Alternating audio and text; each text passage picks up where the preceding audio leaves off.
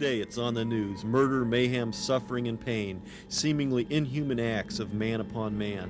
And it's easy to say, that's what evil is. But take the superstars of darkness. Hitler and his Holocaust. Stalin, butcher of 40 million. And the minor league players. Jim Jones, guru of mass suicide. Dahmer the cannibal. Charles Manson, crazed killer. What forces unleashed this horrible evil? Did the devil make them do it? Today, Satan is free to go and do within limits whatever he pleases. I did not kill my girlfriend. My master, Satan, did. Evil, silent, deadly, a heartbeat away, has been stalking man since the beginning of time.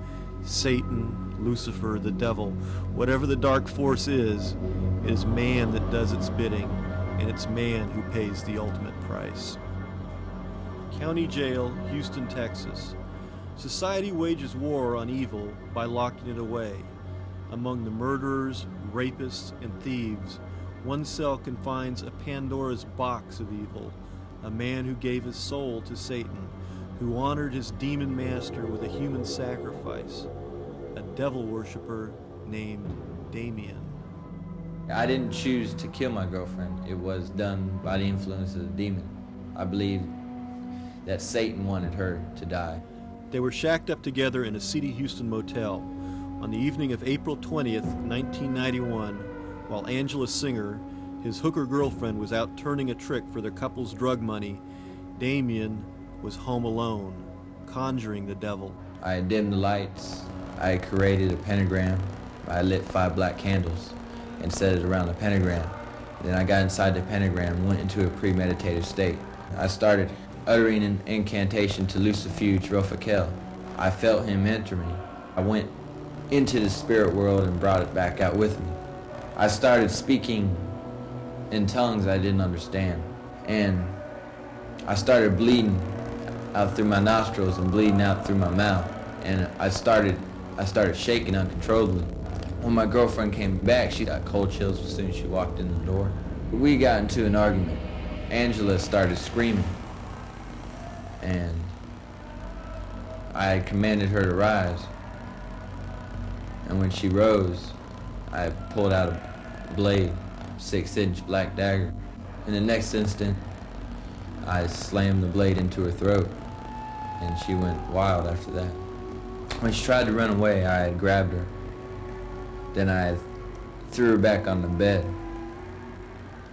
And then it was like, after that, the demonic force that was inside me just took control of the situation.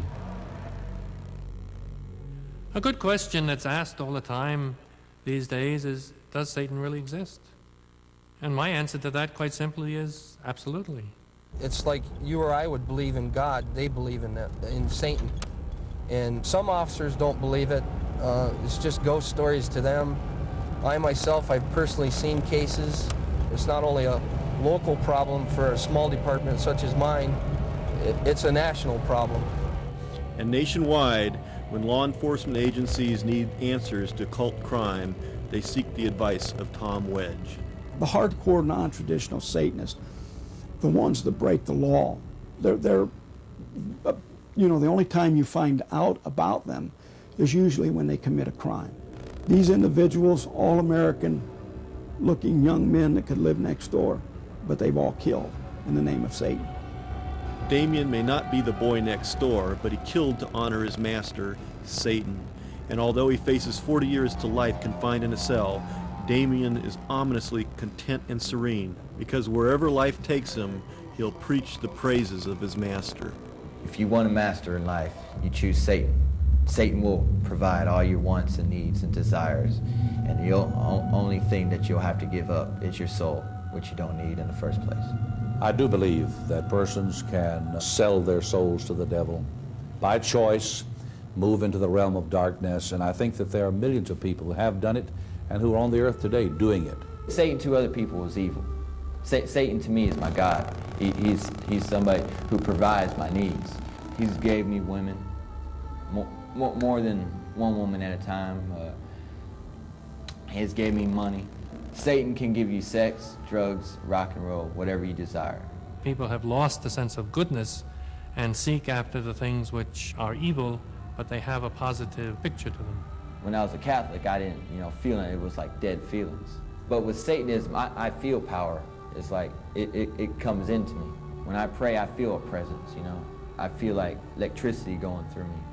When a person begins to turn to evil, they're looking for power, they're looking for freedom, and they're looking for the ability to do anything they want, anytime they want. Basically, it's living for the moment. I don't care what happens when I die. I care what happens now. I figured it's more harder to be good all your life, and it's more easier to be evil. So I chose evil, and I believe there's going to be more evil than there's going to be good, and evil's going to take over and win. Whether the devil is real and Satan can control the deeds of man, one fact is certain. Damien has committed the ultimate evil, and for that he will pay. Damien, you're in the wrong kingdom. You're going to wind up in hell, and where you'll spend eternity with the leader of your kingdom, Satan himself, in suffering, pain, and anguish. Praise the Lord is what you wish to sell, but there's not a heaven without hell.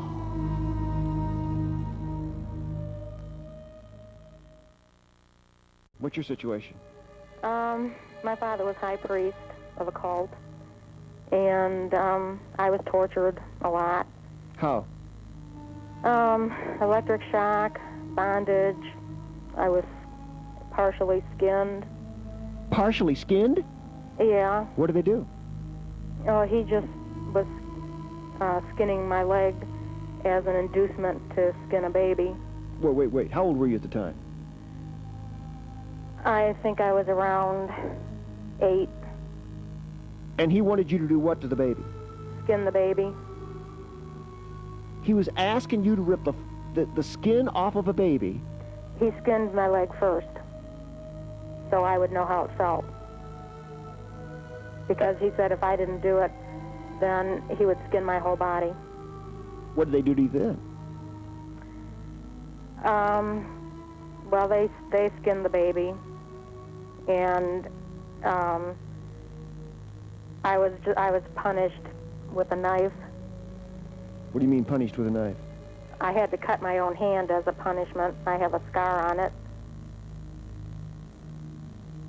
That was just one thing they did. They were into pornography and prostitution and bestiality, and they would kidnap children off the street and sacrifice them. And a couple of people were crucified. You saw this?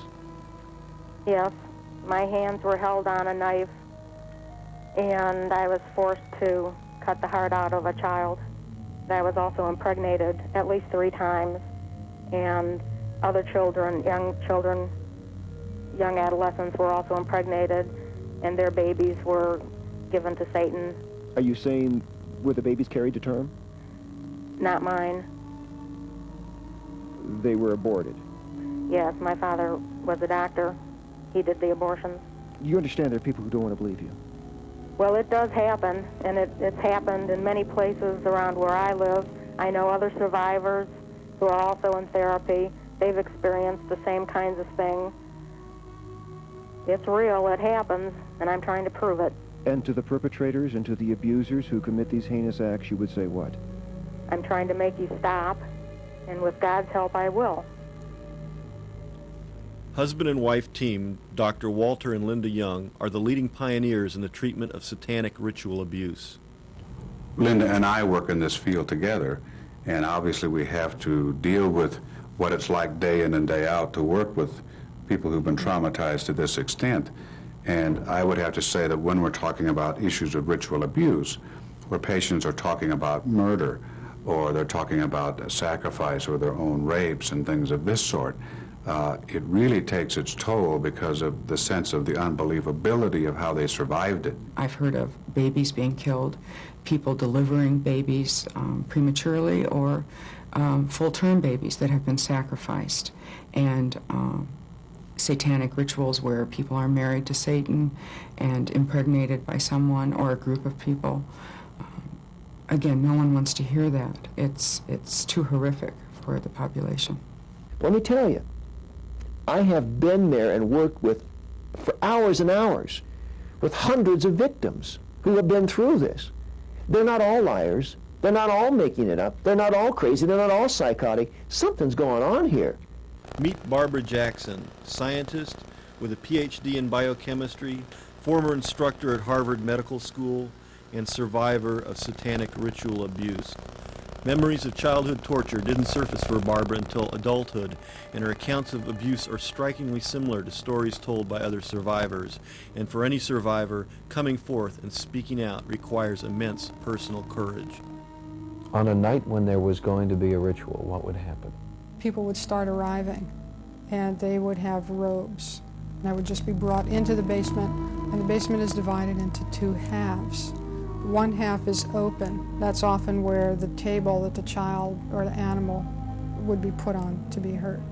I remember one time being put on this table that they were using, and they would hurt me with a metal crucifix and told me that not only was I a prostitute, but I was even a whore of God.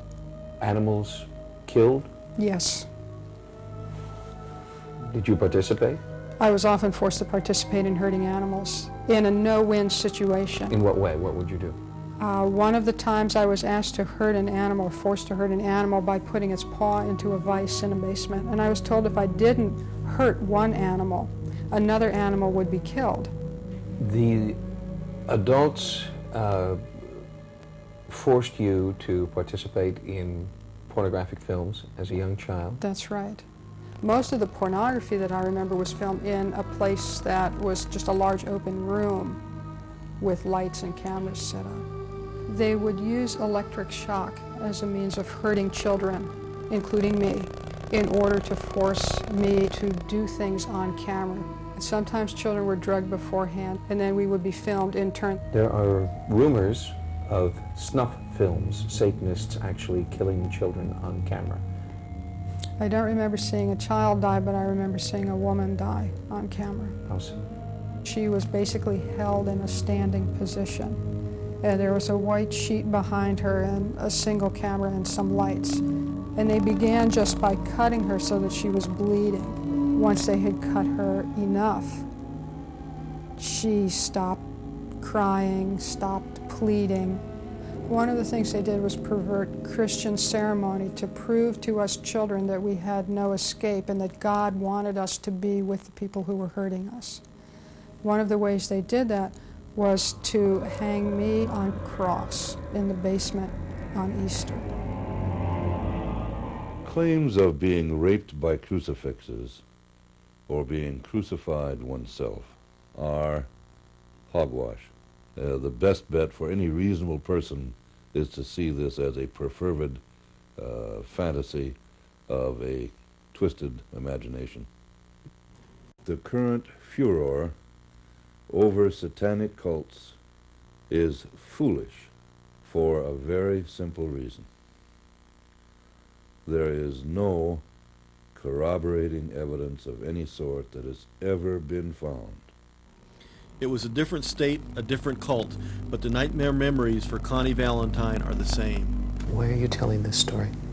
It needs to be stopped. Somebody needs to say it. I figure the worst they can do is kill me. They've certainly tortured me an awful lot, and dying doesn't frighten me anymore. Did you ever kill? Yes, I had to kill a number of people when I was young. How did you do that? I had to put knives in their stomach. Many times they would put their hand around my hand, and they would put the knife into the stomach of the baby and let me know that this was my fault. Was someone or something always killed? Almost always. This one was so weird that I can understand why people can't believe this. I was taken into a room. It was all white paint, and there was a dead man sitting in a chair. There were a couple of people wearing robes. They went over to the man, they cut his fingers off, and they carefully sewed the fingers to the man's face, and they sewed his thumb to his chin, and then they put me in the crook of his arm, and they made me lean up and nurse on his thumb that he had sewn on his face. I think we're training more and more therapists to know how to treat these people. And I think more and more people really are willing to take that challenge to go back in time and feel the pain. We must have a heart of empathy for the victims. We must hear their pain. These desperate voices are crying out for someone to trust them, for someone to believe them.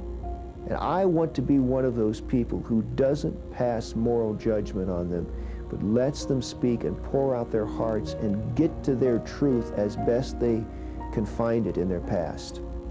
To have recovered repressed memories, to have flashbacks to events that they never knew about before and had no memories of before, that I say yes, indubitably is a false memory, and that those events never occurred. For adults, distant childhood memories seem faded and remote, but for a child, memories are made only yesterday. And you'd go in the room and there were other rooms with pregnant women that were having their babies killed and stuff. And everybody was wearing these black hoods and robes.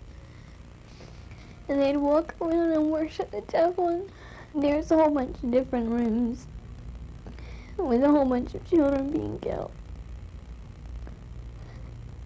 And they'd put children in cages and treat them like animals.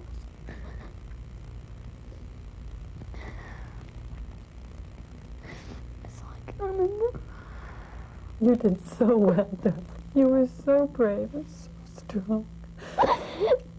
I'm so proud of you. I love you. Do you feel your life was ruined by this? No, I feel my life path was permanently altered, but it's possible to live through it, transcend it, live with the after effects, and interact very richly with life, to reconnect with people, with spirituality, with all the things that have meaning, because they can't take that away.